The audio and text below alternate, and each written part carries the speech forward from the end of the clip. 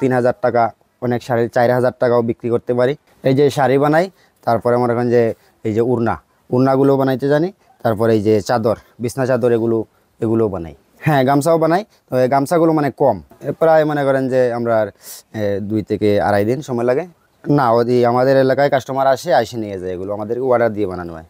এগুলো মনে করেন যেগুলো চাহিদা বেশি, এগুলো চাহিদার কারণে এই কাস্টমার আমাদের এলাকায় এসে নিয়ে যায়।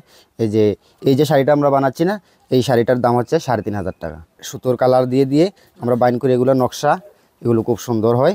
তারপরে মনে করেন যে নকশা দেখিয়ে এগুলোর রেটগুলো মানে হয়। কাপড় ও লোকজন সেলাই করতেছিল, বসে বসে আমরা ইচ্ছে ছিল এগুলো সেলাই করার জন্যে, বানানোর জন্যে বসে বসে দেখলাম। দেখতে দেখতে প্রায় অনুমানিক 3-4 মাস গেল। তারপরে আমরা এগুলো আস্তে আস্তে পুরাটাই শিখে ফেললাম। এখন আমরা এই কাপড়গুলো বানাইতেছি। এই কাপড়গুলো মনে করেন যে সুতা আনার পরে এগুলো সুতা লাগাইতে হয়।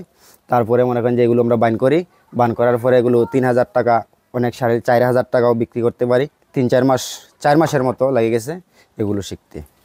এখন মোটামুটি পুরোটাই আমি শিখে ফেলছি। এটা দিয়ে আপনার সংসার চলে? হ্যাঁ, অবশ্যই চলে।